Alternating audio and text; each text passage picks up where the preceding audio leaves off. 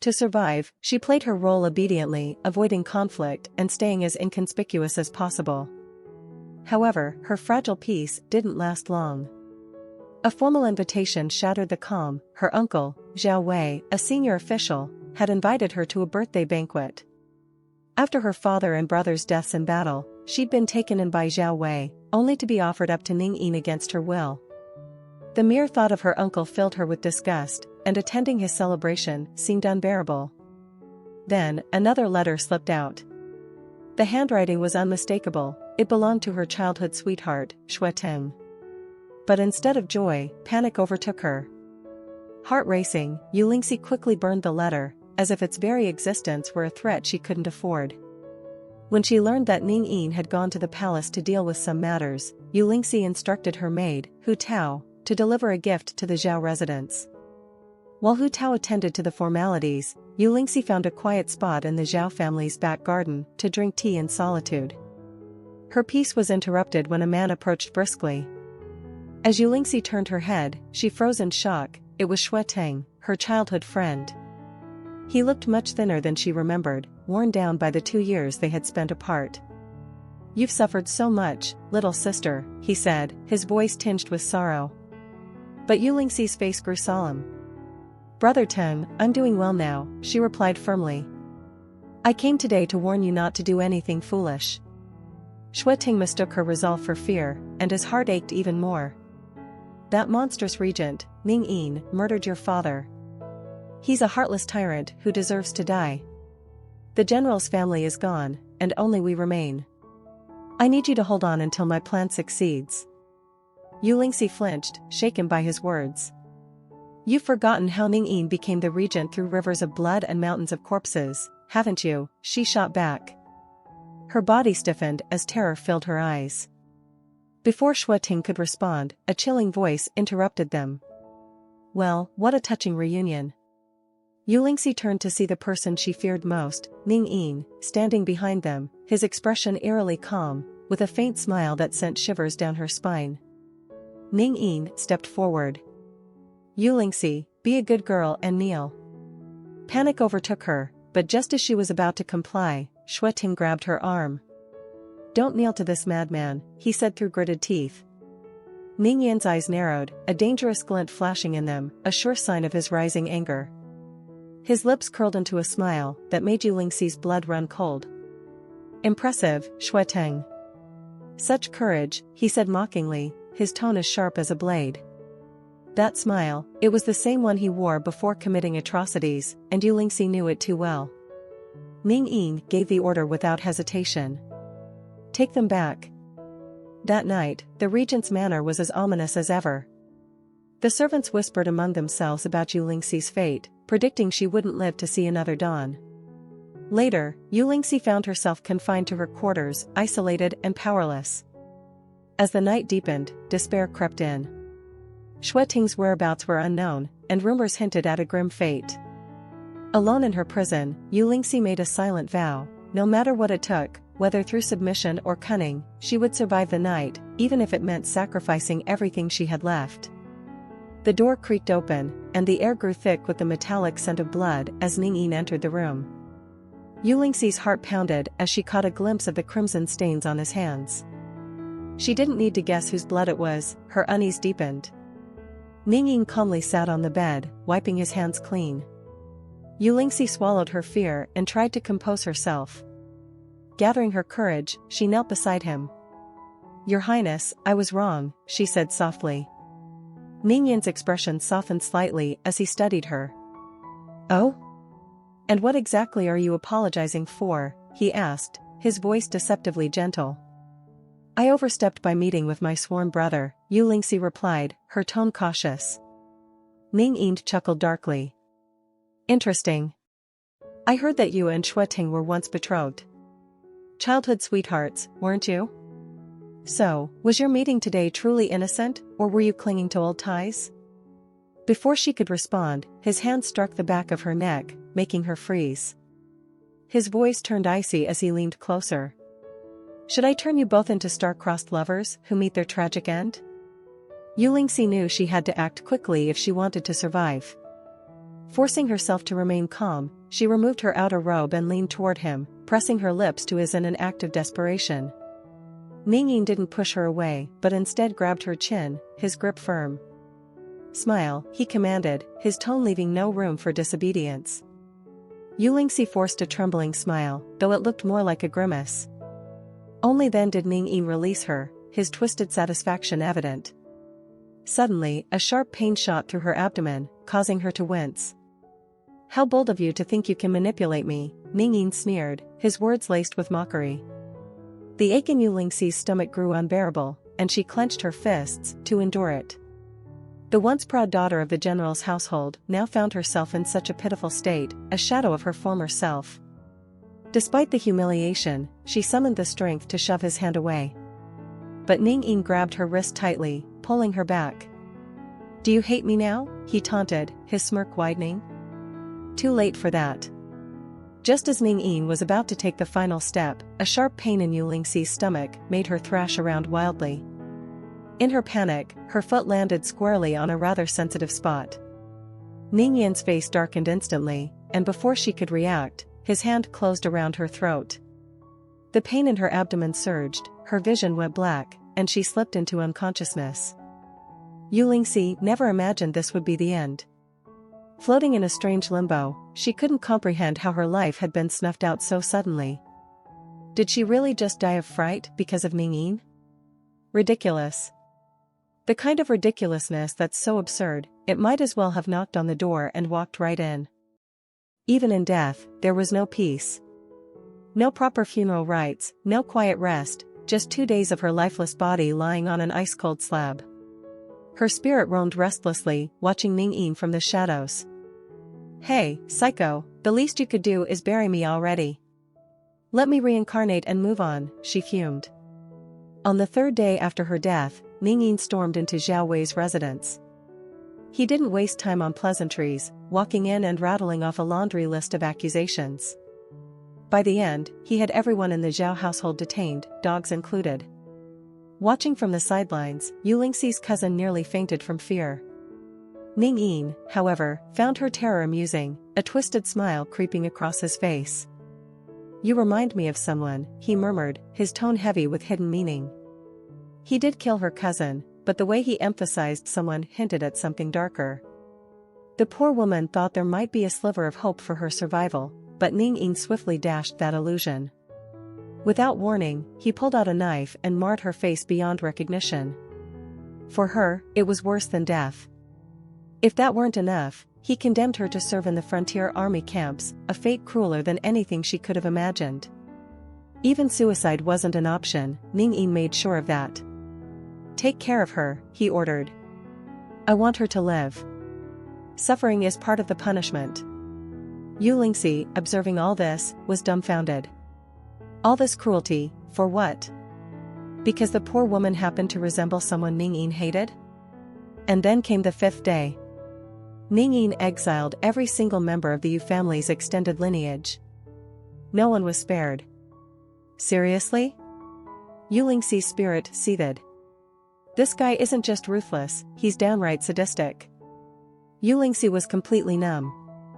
That kick had taken her life, and anyone remotely connected to her had been dragged down as well. What made her even more furious was Ningin's twisted behavior. Every day, he'd return to the mansion just to torment her lifeless body. He'd hold her cold corpse, force it into a grotesque smile, and mutter something about her 7th day, as if he'd gone completely insane. Her spirit felt like it was falling apart, but Ningin still refused to bury her. All her belongings were locked away in a single room, and he even decreed that her name was never to be mentioned again. Disobedience meant death. That room was her grave, unmarked, unacknowledged, like she had never existed. Yuling was consumed with bitterness. In the 2 years they had been connected, she had done nothing to betray him, yet this was her end. As her spirit began to fade, one last thought burned bright within her: if there was a next life, she would make sure Ningin paid for every wrong he'd committed. A single tear slipped from the corner of her eye.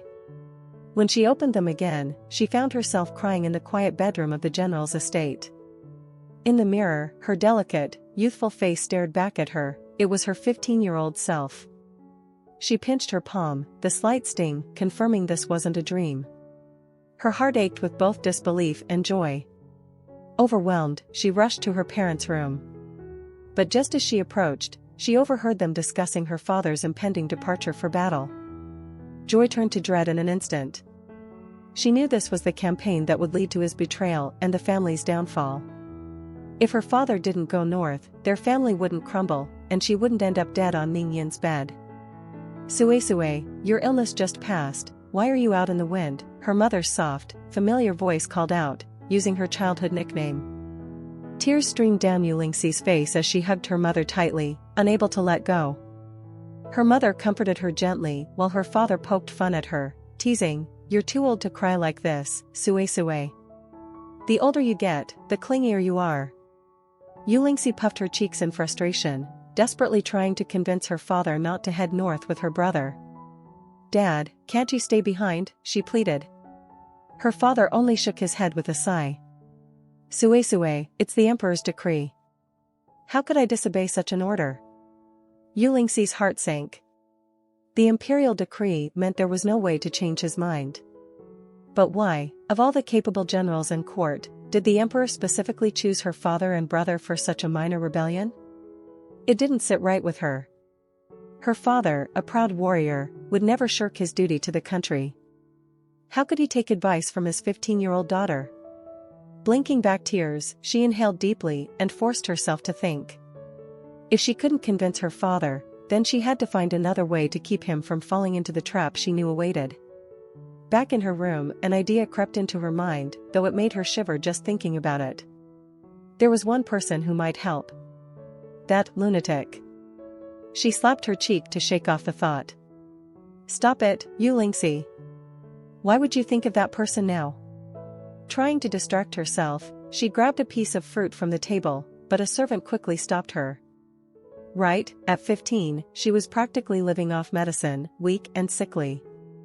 With a resigned sigh, she set the fruit down and glanced at the bowl of bitter herbal soup in front of her.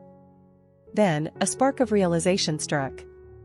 In her past life, after entering Ningin's household, she'd seen him create countless poisons. One in particular stood out, a concoction that caused temporary weakness and unconsciousness without lasting harm. If she could recreate it and have her father and brother take it, they wouldn't be able to go north. Just as the plan formed in her head, her best friend, Tang Bewley, appeared out of nowhere, her mischievous grin lighting up the room. "Sue, feeling better yet? You're finally out of bed." Yuling jumped at the chance. "Bewley, I need your help. There's a recipe for a medicine I desperately need, but it's nowhere to be found. Do you know where I can get it?" Bewley's playful expression turned thoughtful. "Maybe. But I doubt a little lady like you could go to the place I'm thinking of." "Spill it." Yuling pouted, her determination fierce. "Don't leave me hanging." "Oh, fine," Bewley teased. "There's a shop in Jiuzhu Alley, but don't blame me if you can't handle it." Hearing the name of that place, Yuling froze. Where there's light, there's always darkness. Yujixian was the capital's most notorious den of debauchery, a place where human lives were worth less than a handful of grass. As they ventured deeper, cloaked with veils and holding their breath, a vendor casually quoted the price of a seemingly ordinary potion, 300 taels of silver. Tang Bewley was about to blow up, but Yuling didn't hesitate. She handed over the money without a second thought. If it could help save her father and brother from the disaster up north, nothing else mattered. Elated, she hugged the precious 9 nether incense tightly, completely oblivious to the dark figure approaching her from behind. A shoulder bumped into her hard, sending both her and the medicine tumbling to the ground. "Watch where you're going." Tang Bewley snapped, glaring at the boy responsible. But Yuling wasn't paying attention. Her heart raced as she turned to look at him. Even though his face was partially obscured, she recognized him instantly. How could she not? That face was seared into her memory. The young man moved with a chill in the air, his eyes sharp and piercing as they briefly glanced at the medicine she'd picked up. Something in his gaze shifted, a flicker of disdain mixed with something deeper, almost like the echo of past grievances. Yuling felt her knees weaken. She had to bite her lip to stop herself from blurting out, "Your Highness." But no, she had to stay calm. He wouldn't recognize her now. Not in this lifetime. Instinctively, she hid the medicine behind her back, her movements clumsy under the weight of his icy gaze. The enigmatic youth accepted a package from a nearby vendor, then walked past her without a word. Still, Yuling shivered as she felt his presence linger like a shadow, cold and unnerving. Was he really the same lunatic from before? "Lingxi, your leg." Tang Buli's sudden gasp jolted her from her thoughts. Looking down, Yuling noticed blood soaking through her dress.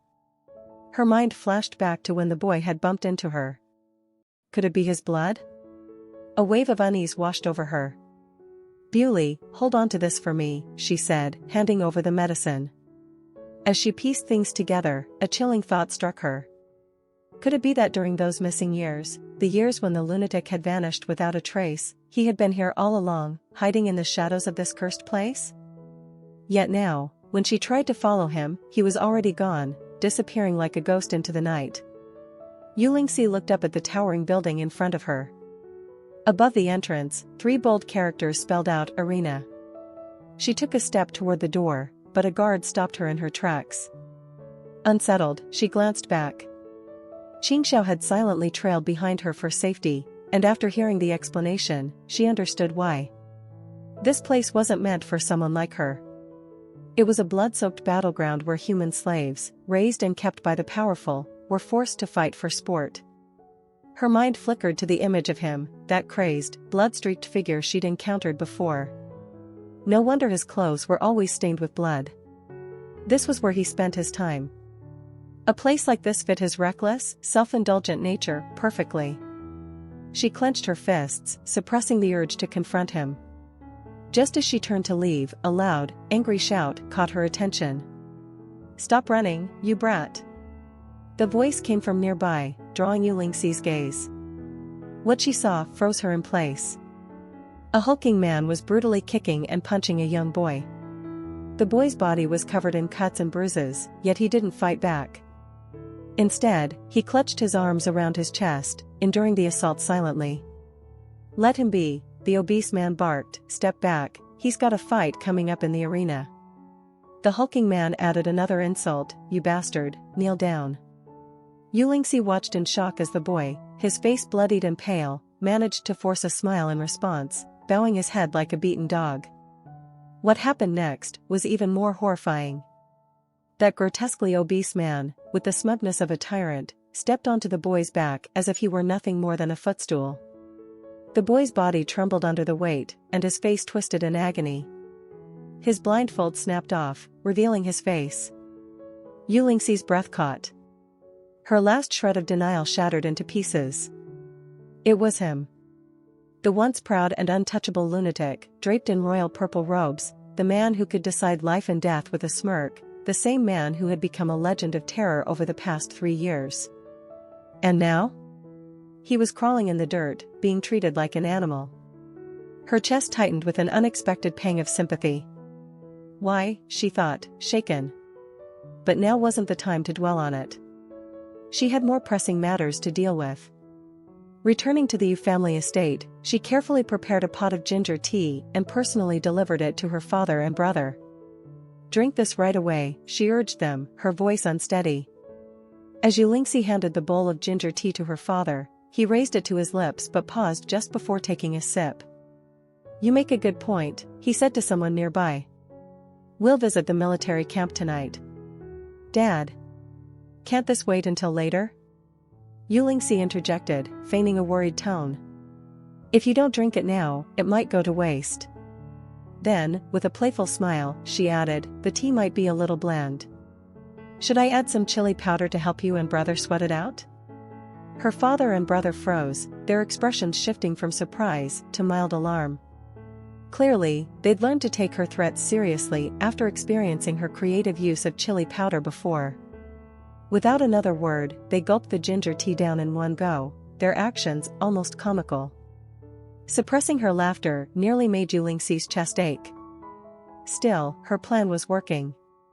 After finishing the tea, her father and brother dressed and left for the Ministry of War to discuss logistics for the northern campaign. Yuling escorted them to the gate, smiling warmly as they departed. Her thoughts, however, were far from casual. The effects of the medicine will take at least an hour to kick in. The more places they visit, the less anyone will suspect me. Back in her room, she settled in to wait. If everything went according to plan, the immediate crisis regarding the northern expedition would be resolved. After that, she could focus on something far more personal. Taking a deep breath, she dipped her brush into ink and wrote 2 decisive characters onto the parchment, "Cause of death." Her chest tightened at the memory of her previous life, of how she had died under such mysterious circumstances. If she didn't uncover the truth, she knew she'd never find peace. She had once suspected Ningin, someone who had been by her side for 2 years. If Ningin wanted her dead, there were countless ways it could have happened. Yet something about that idea didn't sit right. Ningin wasn't the type to scheme like that, and Yuling vividly remembered the look of genuine shock in Ningin's eyes as she coughed up blood in her final moments. Propping her chin on her hand, Yuling frowned in thought. Even if Ningin hadn't struck the fatal blow, he wasn't entirely innocent. One way or another, Ningin was connected to her death. And Yuling was determined to uncover the truth. Drowsiness washed over Yuling as she dozed off at her desk. She lost track of how many times she'd dreamt of Ningin. In these dreams, she was nothing more than a wandering soul, drifting by Ningin's side. But this time, something was different. The Ningin in her dream wasn't the humbled version she'd recently encountered. No, this Ningin seemed even more unhinged than before. In her dream, Ningin's pale complexion rivaled that of a ghost, his face sharp yet sickly handsome. Yuling could only watch as Ningin ruthlessly orchestrated chaos. He killed the Minister of War, the Censor-in-Chief, and even annihilated the entire Shui family. Anyone he didn't like, or even those he tolerated, was wiped out. The city was drenched in blood, a gory tableau of his wrath. Even the 10-year-old emperor wasn't spared. He had barely spoken a word before Ningin's displeased frown deepened. Without hesitation, he kicked the boy off the platform as if his life meant nothing. The Ningin of her past life, as unpredictable as he had been, at least operated with some sense of reasoning. But now, destruction seemed to be all that filled his eyes. Despite the serene smile that often graced his lips, the kind that might have fooled anyone into thinking he was calm, Yuling could tell Ningin was far from happy. In her previous life, Ningin had held unparalleled power, second only to the emperor. But still, he remained unfulfilled. Why? The dream shifted. Yuling found herself following Ningin into a prison, where Ningin was tormenting Xueting. As Xueting cursed his name, Ningin's expression stayed indifferent, almost amused. The world could insult him, wish him dead, and plot his downfall. What was one more voice in the chorus? Yet, he refused to kill Xueting. Death is too simple, Ningin had said, his tone dripping with disdain. I won't let you off that easily. Yuling could see the twisted logic in Ningin's words. If Xueting were to die, the grudges and pain tied to his family would vanish with him. Ningin would never allow that. Ningin had only said half a sentence before he suddenly stopped, as if sensing something. His gaze flicked sharply in Yuling's direction. Yuling froze, a shiver running down her spine, despite knowing Ningin couldn't actually see her. Cold sweat beaded on her forehead as Ningin's voice cut through the air. If he can't handle it, let him recover before you punish him again, Ningin said coolly to Yuzhu, who stood silently nearby. Don't let him die. With that, Ningin turned and walked away. Yuling jolted awake to a sharp tug on her hand from her maid, Walnut.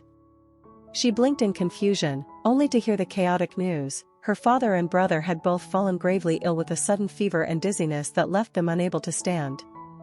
A carriage from the Ministry of War had rushed them home, and now they lay unconscious as midnight stretched into early morning. Lady Yu's cries echoed through the halls, summoning imperial eunuchs and court physicians. Doctor after doctor came and went, yet none could explain the sudden illness that had struck the Yu family men. By the third day, their breathing had grown faint and shallow. Even the most skilled physician wore a troubled frown, unable to do anything but shake his head in defeat. The head eunuch from the palace, who had come to assess the situation, finally seemed convinced the illness was no ruse. Offering a few empty words of comfort to Lady Yu, he left to report back to the emperor. Yuling, watching from the sidelines, felt a small wave of relief. At least for now, the emperor wasn't targeting her family. Still, she knew this wasn't a coincidence. Though the Yu army had been unsettled by the abrupt change in leadership before their campaign, Yuling, having lived through this once before, understood the bigger picture. This wasn't the start of a rebellion. It was a calculated move by someone aiming to weaken her family. Changing the general wouldn't stop the erosion of their power. It was a bitter pill to swallow, but Yuling accepted it. For now, there was no other way to endure. Her heart ached for her mother, who had stayed at her husband and son's bedside for days without rest. Her once perfectly arranged clothes now hung loose, a reflection of her fraying strength. Yuling stepped forward, wrapping her arms around her mother's frail shoulders. "Mother, please go rest. I'll stay here and look after them." But Lady Yu only shook her head. "Your health is fragile. What if you fall ill, too? If I lose you, I truly won't know how to go on." Yuling's heart wavered as she looked at her mother's tear-swollen eyes, guilt gnawing at her resolve. She opened her mouth, almost ready to spill everything, the truth she had been holding back, but she couldn't. This plan required deceiving her loved ones first if there was any hope of convincing the emperor. Lady Yu, though reluctant, finally gave in and left, her shadowed figure vanishing down the hallway. Watching her mother walk away, Yuling's guilt deepened, but she turned back to the room. Stepping inside, she saw her father and brother lying side by side on the bed. Their faces were pale, their eyes shut tight, and their shallow breathing made their still forms almost indistinguishable from lifelessness. It reminded her too much of what she had experienced in her past life. In the dim light of the flickering candle, Yuling approached. She carefully tucked the blankets around her father and brother before sitting by the bedside. Taking her father's rough, calloused hand in hers, she pressed it gently to her cheek, whispering softly, "Don't worry, father. This time, I'll protect you both. I promise." Her determination firmed. Moonlight slanted through the window as Yuling rested her head on the edge of the desk, falling asleep after calculating her plan. In her dream, two faces blurred together, the young man crushed in humiliation and the same cold, smiling visage of Ningin that haunted her memories. The overlap filled her thoughts with chaos. In her past life, Ningin had terrified her by day and tormented her by night. Though he'd never skimped on material comforts, providing her with luxuries even the imperial palace might envy, his erratic, unpredictable nature made those memories unbearable. Yuling's dreams shifted to her final moments in her previous life. Ningin had held her chin, his mocking smile freezing her blood as cold sweat poured down her back. She woke with a start, heart pounding, and found her maid, Walnut, standing by her side. Seeing her mistress's pale face, Walnut frowned and stepped closer. "Miss, should I bring you some calming tea?" she asked softly. Yuling felt like her chest was stuffed with cotton, suffocating her. Shame clouded her heart as she thought of how soft-hearted she'd been that night. No matter how pitiful that person seemed now, it couldn't erase the bloodshed he was destined to cause in the future. Why should she pity him? Had anyone pitied the lost and forsaken soul she had been in her past life? She needed a plan. The knot in her heart tightened as her anger bubbled up, unresolved. Yuling made up her mind, this thorn in her side would be dealt with. If she didn't, it would haunt her forever. Plagued by nightmares every night, her spirit had no peace. But now the tables had turned. She held the blade, he was just a piece of meat on the chopping block. If she wanted payback, why bother with politeness or principles? She'd bag him up, beat him senseless, and leave without a second thought. After that, they'd go their separate ways, no debts, no grudges. The thought sent a wave of relief through her. An hour after sunrise, the side gate of the general's residence stood under the shade of evergreen pines. Qingxiao waited by the carriage, flanked by 4 tall, sturdy guards. The light glinted off their polished armor like fish scales. Pulling back the curtain of the carriage, Yuling asked Qingxiao, who was walking beside it, "Did you find out anything about what I asked?" Qingxiao bowed slightly. "Yes, Mississippi. I discovered that the masked young man, known only as 27, was severely injured in a recent fight. He's been hiding in their nests to recover." "Nests?" Yuling repeated, her stomach turning as Qingxiao explained further.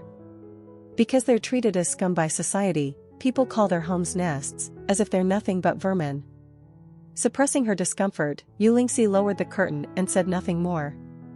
Every villain in a storybook seemed to meet a fitting end, and now that she'd resolved to play the role of one herself, asking too many questions wouldn't help.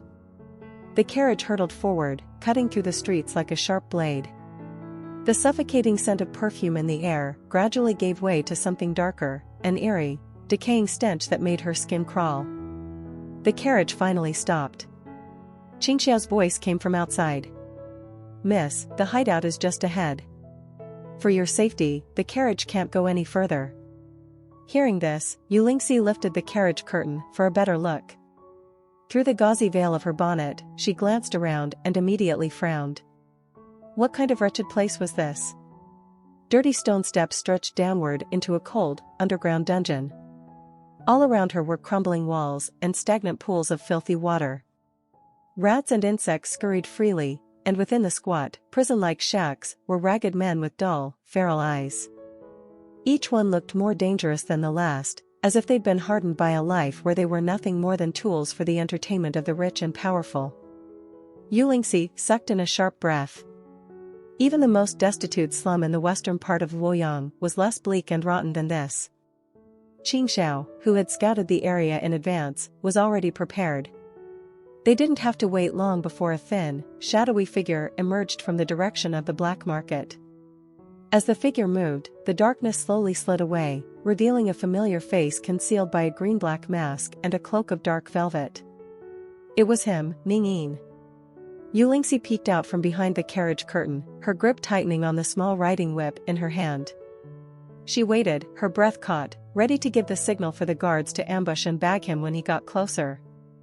But the man suddenly paused, his steps faltering as his sharp gaze darted toward the carriage. Had he sensed something? Without hesitation, the man turned and bolted. Was he onto them? Yuling bit her lip and, without thinking, bent to leap out of the carriage to give chase. Qingxiao, however, stepped in front of her, raising a hand to stop her. "Miss, wait. That's not who we're after." Before Yuling could process this, Qingxiao's words were confirmed. 3 masked figures leapt like ghosts from the rooftop, their movements swift and precise. They pursued the fleeing man with the agility and deadliness of trained assassins, not the brutish recklessness of common thugs. The sudden shift in events left Yuling frozen in place. What was going on? Someone else wanted this man dead? Before she could fully grasp the situation, a dull thud echoed through the air. The man had been kicked in the back and sent flying. He hit the ground hard, tumbling several times before skidding to a stop. His mask came loose, falling to the side, revealing his face. The scene was pure chaos. The guards, trying to protect Yuling, urged her to stay behind the safety of a wall. "Miss, it's too dangerous. Don't get closer." Huddled in the corner, Yuling couldn't tear her gaze away from the struggling figure not far from her. The figure seemed gravely injured, his reactions sluggish. Just as he tried to stand, clutching his chest with trembling hands, one of the attackers drove a brutal kick into his chest. The force of it sent him flying, tumbling nearly 30 feet before landing in a heap. The sound of his body crashing into a pile of debris was like a hammer to Yuling's heart. The cloaked figure writhed in pain, curling into himself as a violent cough brought up dark blood. The red stood out starkly against his pale complexion, a vivid reminder of his suffering. That shade of crimson stung Yuling's eyes. It was the color of anguish, a sight even her deepest hatred had never wished upon someone like this. The leader of the attackers, a towering brute with skin darkened by the sun and muscles like coiled steel, barked an order to his men. "Hold him down. Don't kill him yet." He stomped down on the figure's head, reopening an old wound that oozed blood, staining the dirty puddles around them a faint pink. Pinned to the filthy ground, the cloaked figure's cheek was pressed into the mud, his blood mixing with the dirt as it soaked into his tattered clothes. The sight was a bitter pill to swallow. One of the brutes sneered, "Our boss said if you're so good at running, we'll just break your legs. Let's see how far you crawl to the underworld." As the attacker raised a spiked club to deliver the final blow, Yuling froze. Her plan to punish this person for past grievances twisted in her chest. How had the once mighty regent, a figure of terror and power, fallen so low as to be cornered and beaten like a stray dog? Just then, one of the hulking brutes raised a massive spiked hammer high above his head. The sunlight hit the iron, sending a cold, sharp glint that flashed in Yuling's eyes, distorting her vision and yanking her back into her memories. In that instant, her mind reeled to her past life. Back then, Ningin always chose to kill on rainy days. At first, Yuling thought it was some kind of twisted ritual.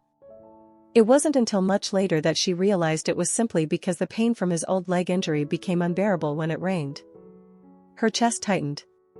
Is this how his leg was broken? The overlap of memory and reality left her trembling. A thought began to form in the back of her mind, but there was no time to linger on it. Acting on instinct, she shouted, her voice slicing through the chaos like a bell, "What are you waiting for? Do something!" Her words jolted the scene into motion. One of her guards, Qing Xiao, flung her sword with precise skill, the blade slicing into the brute's wrist. The hammer slipped from his grip, crashing into the muddy ground with a splash that sent shimmering droplets into the air. In the same breath, several of the guards from Yuling's household leapt forward, blocking the other attackers and forcing them to retreat. For a heartbeat, time seemed to stretch. Yuling stood there, gripping her gilded whip, its golden accents glinting faintly in the light. She was wrapped in a luxurious white fox fur cloak, an image so clean and refined it seemed entirely out of place amidst the blood and mud of the battlefield. A sudden gust of wind swept through, lifting the light veil of her hood. Her delicate features were framed by the movement, the sharp intensity of her gaze locking on the battered boy lying in the mud. His lips were stained with blood, his dark eyes half-lidded but fixed on her with a look that pierced straight through. So, it was her. Her guard's military-style swordsmanship proved too much for the remaining attackers. Hesitation flickered between them as they exchanged glances, then turned tail, leaping over the walls to escape. As the dust settled, Yuling held her breath, stepping closer. She gazed at the motionless figure on the ground, her hood casting a shadow over her expression. Her voice, calm but trembling at the edges, broke the silence. "Is he dead?" Qing Xiao sheathed his sword and approached the boy lying in the pool of blood. He turned him over and pressed his fingers to the boy's neck before standing and reporting back to Lingxi, "He's still alive." Yulingxi exhaled softly, though she couldn't quite tell if it was relief or something else. Then she shook her head, muttering, "Alive? What good is that?" Her grip on the whip tightened as she was reminded of why she was here. This was supposed to be a reckoning. The man who had once been an unrestrained madman now lay before her like a defeated stray dog, half dead and powerless. If she struck now, he wouldn't even have the strength to flinch. Yet, her whip felt impossibly heavy, as if weighed down by invisible chains, refusing to rise. At that moment, Ningin stirred awake. His dark, fathomless eyes opened and fixed on her. Despite his eerie calm, there was something unsettling about him, like a quiet storm brewing under the surface. That look churned something deep inside Yulingxi. Memories of her past life surged forward, grievances, heartbreak, anger, each flashing like scenes from a spinning lantern. Her hand clenched the whip tighter, but then went slack, her strength suddenly drained. Weariness washed over her as she pressed her lips together and rose. "Qing Xiao, we're leaving," she said flatly. Qing Xiao glanced at the boy on the ground, hesitating, but ultimately said nothing. He signaled the other 4 guards to follow as they fell into step behind their mistress. Yulingxi climbed into her carriage, her thoughts a tangled mess. She couldn't help but wonder, am I losing my mind? I came here determined to punish him, but somehow I ended up saving him. Qing Xiao nudged her back to the present. "Miss, that boy, he's still following us," Qing Xiao reported as he rapped softly on the carriage frame. Startled, Yuling pulled back the curtain and looked behind them. There he was, Ningin, clutching the wound on his chest with one hand, while the other steadied him against the crumbling wall. He stumbled forward, struggling to keep up with the moving carriage. The scene reminded Yuling of a time when, as a child, she had fed a stray black puppy. The little thing had followed her half a street, reluctant to leave no matter how hard she tried to shoo it away. Now, as they neared the bustling main street of Yujia Mortal City, crowded with people coming and going, it felt increasingly inappropriate to let him keep following. Before Qing Xiao could finish his question, Yuling's intuition screamed at her not to let herself get further entangled with Ningin. Hardening her resolve, she cut Qing Xiao off mid-sentence and ordered the driver to pick up the pace. Later, at Xian Temple, incense smoke wove through the air, said to carry prayers to the heavens. Earlier, Lady Yu had visited the temple, begging Buddha to heal her gravely ill husband and son. Now that her prayers had been answered, neglecting to return and give thanks wasn't an option. However, on the morning of the winter solstice, she fell ill and couldn't leave the house. Yuling volunteered to go in her place. Inside the temple, monks chanted scriptures, their voices mingling with the soft glow of hundreds of oil lamps that illuminated the space like a sea of stars. The tranquil bustle of the temple at night carried a warmth daylight could never achieve. Nearby, Yu Huanchen, her brother, watched Yuling kneeling in prayer, her expression pious. He snorted, teasing her. "You should ask Buddha for a good marriage, maybe he'll bless you with the perfect match." After a pause, he leaned closer and added, smirking, "Make sure his last name is Shui." Expecting her usual flustered reaction, he was surprised when Yuling merely shot him a sideways glance and let out a faint chuckle. "If anyone needs a blessing for love, it's you, brother. You're older, already betrothed, and in dire need of a wife who's well-read and gentle." Her comment struck a nerve. Yu Huanchen shut his mouth, thoroughly defeated. As they exited Xian Temple, Yu Huanchen finally snapped out of his daze and turned to his sister. "When did you get so sharp-tongued?" Yuling glanced up, her expression cool. "Who told you to talk nonsense? Better hope Mother doesn't find out." Before she could finish her retort, her gaze snagged on a grand, ornate carriage rolling past. She froze in place. That carriage, it looked exactly like the one she had seen outside the Beast Arena in Yujia Mortal City. Yu Huanchen waved a hand in front of her face. "What are you staring at?" Snapping back to reality, Yuling shook her head and dismissed the thought. "It's nothing. Let's go." The carriage, meanwhile, turned down a quiet street leading to Yoningfang. After traveling some distance, it stopped outside a secluded courtyard. The vehicle rocked slightly as a rotund man in lavish robes stepped out, the same man Yuling had glimpsed before, the Duke of Sichuan, Ning Chungrui. As he disembarked, the strains of an enchanting melody floated from within the hall, drawing a gleam of excitement to his face. Eagerly, he shoved open the door, only to freeze in horror at the scene inside. The floor was littered with the bodies of his household attendants, blood pooling beneath them in chaotic streams. At the center of the carnage sat his beloved concubine, pale as a ghost, tears streaming down her terrified face. A gleaming dagger was pressed against her throat. The wielder of the blade was a young man dressed in black, lounging casually on a chair, one leg crossed over the other. He propped his head against his hand, the dagger in his other hand tilting slightly closer to the trembling woman. He glanced up, his eyes meeting the Duke's as he smirked and remarked lightly, "Go on, keep playing." The concubine choked back a sob, her trembling hands resuming the melody in halting fragments. The boy's voice was calm yet carried an undercurrent of menace. "What a lovely day for some entertainment, don't you think?" With an air of cruel amusement that hadn't been present during his appearance at the Beast Arena, the boy's gaze fixed on Ning Chungrui's thunderous expression. "What do you say, second cousin?" The Duke's eyes darted around, confirming that the boy had come alone. Fear turned to contempt. Narrowing his eyes, he sneered, "I should have let you die in the Beast Arena. First you escaped me time and again, and now you've got the audacity to show up at my estate to die? Talk about walking into hell when heaven's right there," the Duke spat. With a sharp wave of his hand, 10 armed guards rushed forward, swords and blades in hand, encircling the boy in black. The tension snapped as sharply as a breaking string, the concubine's trembling melody faltered into silence. The wind howled through Yongningfeng's secluded courtyard, scattering snowflakes in the chill air. Ningin's twisted smile deepened, his handsome features laced with cruelty. The iron gates of the courtyard groaned shut, muffling the sound of blood soaking the ground below. Meanwhile, back on the main street, a line of carriages ground to a halt, unable to move through the bottleneck of traffic.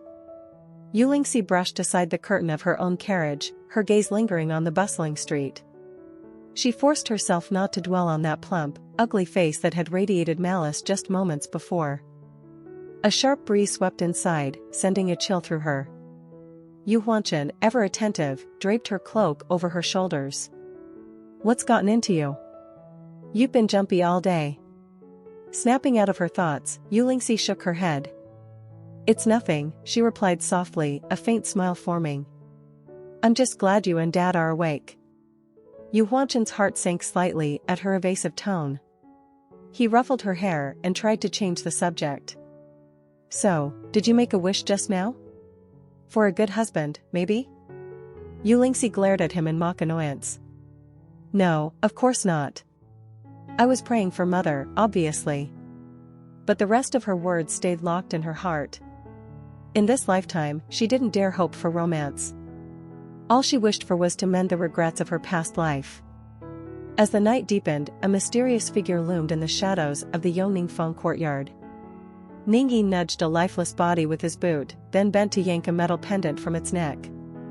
Holding it up to the faint light, he studied its intricate markings, before untying a bundle of similar pendants from his waist. With a faint smirk, he let the newly claimed trinket clink against the others, the sound echoing in the otherwise silent courtyard as he stepped forward, the weight of his gaze unnerving those watching from the darkness. The whole household's top fighters had been wiped out by this kid. Right now, Ning Changrui's eyes were filled with fear and hatred. The blood at the corner of his brow added a striking crimson to his otherwise pale face. Bending down slightly, Ningin looked straight at him and said, "All 13 assassins you sent after me are right here. Count them." Ning Changrui's plump and trembling figure shook even harder. "You were faking it before, why?" His voice cracked as he anxiously tried to piece things together. Ningin wiped the blood from his hands, calm and unbothered.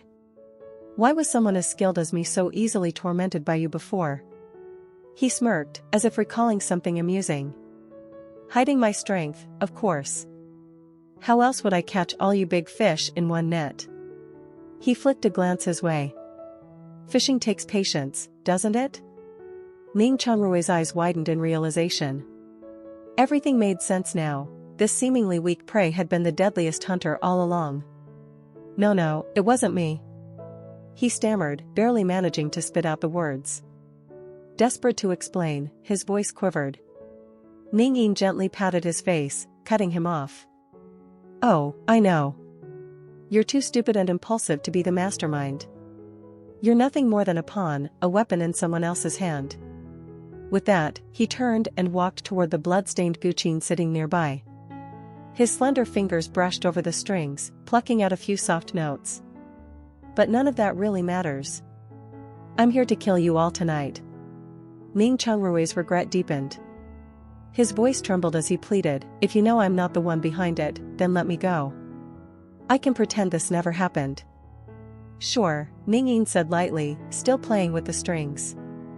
"But answer me one thing, what woman is that?" Ning Changrui's brow furrowed, genuinely confused by his question. Ningyan's hand paused over the guqin.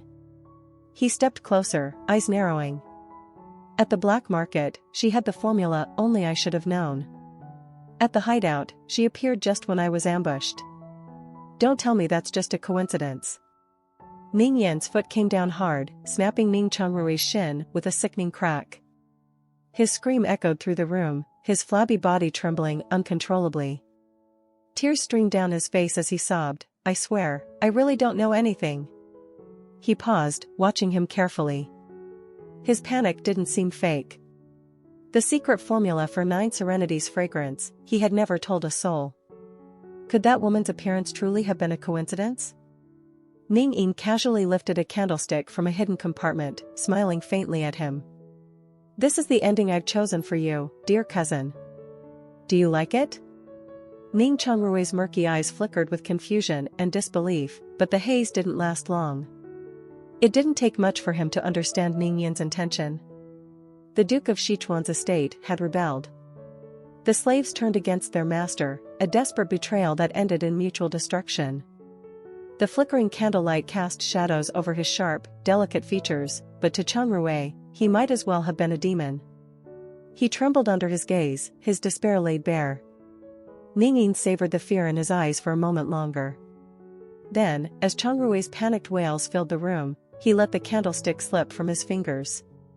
With a loud clang, the flames caught the heavy drapes, racing up the fabric and devouring the rafters in seconds.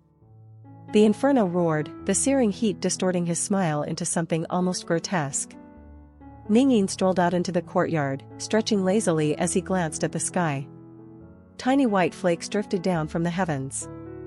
"It's snowing," he murmured softly.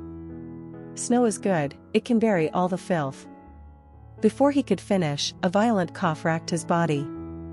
His hand shot up to his mouth, and thick crimson blood seeped between his pale fingers, dripping steadily onto the snow.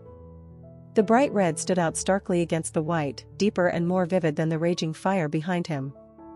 Within moments, the fire swept through Yuling Street. Soldiers filled the streets, barking orders as they scrambled to contain the flames. Yuling's carriage, on its way back to the estate, was trapped in the thick of the chaos, unable to move an inch. Yu Huachan leaned out of the carriage, startling the guard beside him. "Take my token and summon the patrols, get everyone on fire rescue." Without hesitation, he jumped down but paused, glancing back at his sister inside the carriage. Yuling met his gaze, her lips parting slightly as if to speak, but in the end, she said nothing. Huachan knew that look, she wouldn't just sit by and do nothing. He sighed. "Stay put. I'll help with the fire," he said. "I'll be fine." Yuling reassured him. "I have guards with me, I can return on my own." Only then did Yu Huachan relax, mounting his horse. With one last reassuring glance at his sister, he promised, "I'll be back soon." He cracked the reins, galloping toward the raging flames. Lingxi watched her brother's figure disappear into the snow, a flicker of warmth stirring in her chest. Some things never changed. Just like in their past life, he was still the brave, hot-blooded man who leapt headfirst into danger. "Miss, we can't take Yuling Street, it's blocked," a guard reported from outside, holding the reins of their restless horse. "We'll need to circle through Shimping Street." Shimping Street? That's right next to the Imperial Palace. Yuling forced herself to stop thinking about that pale, hauntingly beautiful face. She lowered the carriage curtain. "Fine. Take Shimping Street." Meanwhile, not far ahead, Ningin's footsteps faltered. His wounds were worsening, and before he could steady himself, he collapsed into the snow, his body sinking into the frozen path. Oddly enough, he didn't feel cold. As if the warmth was slowly seeping out of him, leaving only a strange sense of peace. He watched as heavy snowflakes swirled down from the sky, breathtaking, yet unbearably lonely. A passing carriage creaked to a halt nearby. The horses neighed sharply, their breath rising in white clouds. The sudden stop made the carriage sway, nearly sending Yuling tumbling inside. She frowned and lifted the curtain. "What's wrong?" The driver bowed his head. "Miss, there's a boy lying in the middle of the road." Yuling's heart skipped. A boy? For a fleeting second, her mind raced with dark possibilities. But no. It couldn't be him. The odds were too slim. She exhaled softly and stepped out of the carriage. The snow bit at her skin, and her cloak billowed as the wind threatened to pull it free. A guard hurried forward, shielding her with an umbrella. Ahead, Ningin lay still in the snow, his pale face blending into the frost-covered ground. Yuling hadn't taken more than a few steps when she felt something was off. She stopped, hesitating for a moment before taking the lantern from her attendant's hand. Holding it closer, the warm glow lit up the snow-covered ground, and the pale, familiar face of the boy lying there. The flickering light danced across his dark eyes, but there wasn't the slightest hint of warmth in them. All Ningin could see was the beautiful girl standing in the snow, her figure illuminated like something out of a dream, more breathtaking than the snow and moon combined. For the second time, Yuling found herself face to face with Ningin, both of them caught in the storm. She wasn't sure if fate was punishing him or her. So many emotions swirled in her chest, but all that escaped her lips were two words: twisted fate. The lantern slipped from her grasp, hitting the snow with a soft thud. The flame sputtered out, plunging them into darkness once more. In that cold, damp void, Ningin felt as though he was walking through a dream, until a familiar palace gate appeared in front of him. The doors opened slowly, revealing a sea of blinding light. At the center, a woman sat with long hair cascading down her back. When Ningin stepped closer, the woman turned, her face blurred, but her arms outstretched as she smiled tenderly. "Come here, my child. Let your mother take you away." For someone whose body was losing heat fast, the warmth of that voice and embrace was dangerously tempting. But Ningin didn't move. Instead, his lips curved into a strange smile. "Why does your voice sound so smug?" he whispered, almost mocking himself. "You're already dead." The woman's smile froze. A dagger appeared at her chest, and blood bloomed across her embroidered robes, spreading like a flower in full bloom. Ningin's eyes snapped open in a haze of crimson. The first thing he saw was the gently swaying roof of the carriage. Instinctively, his hand shot to his sleeve, reaching for the hidden blade, only to brush against something soft and unfamiliar. A pale blue cloak, small and delicate, clearly meant for a young woman, rested on his lap. Ningin's gaze shifted, and sure enough, a slender figure sat across from him, leaning against the carriage armrest at a distance. Yuling hadn't expected him to wake so soon. She raised a brow, her usual calm laced with a soft, teasing edge. "You're up already? You really are a strange one. Every time I see you, you're either unconscious or dreaming. But no matter if it's fate or something else, I'm always the one pulling you out of trouble." Ningin's mind raced. "Do you know me?" he asked. Yuling flinched, almost convinced Ningin remembered something from another life, something that could expose her carefully crafted disguise. But then Ningin added, "Otherwise, why save me twice?" Relief washed over Yuling. Ningin didn't seem to recall anything out of the ordinary. After all, wasn't the normal response to being rescued a simple thank you? Who questions motives like that? Yuling couldn't help but laugh, exasperation flickering beneath her smile. The stubbornness in her voice came out naturally. "Save you? Hardly. You were blocking the road, and I didn't want to step over you." Ningin said nothing, but there was something in his eyes, like he could see right through every word. Just then, a voice came from outside. "Missy, we've arrived at the clinic." Yuling let out a quiet breath of relief. "Well, since you're awake, you might as well get out. Go back to wherever you came from." Ningin's lips moved slightly, his voice barely above a whisper. "I can't go back anymore." Yuling's tangled thoughts seemed to ease at those words, as if the weight pressing on her chest had lifted. So, he really did escape from the arena. She turned her face away, her expression resolute. "Whatever you plan to do, it has nothing to do with me." With a wince, Ningin forced himself to rise. He carefully folded the soft cloak that had been draped over him and set it aside. Gripping the carriage handle for support, he slowly stood up. Pain flared in his chest, and bending down to exit felt like torture. In mere moments, his pale lips lost even more color, and beads of cold sweat formed on his nose. Yuling glanced away, pretending not to notice. By now, the night was deep, and the clinic doors were firmly shut. The faint light from a snow-covered lantern stretched Ningin's thin, solitary shadow along the road.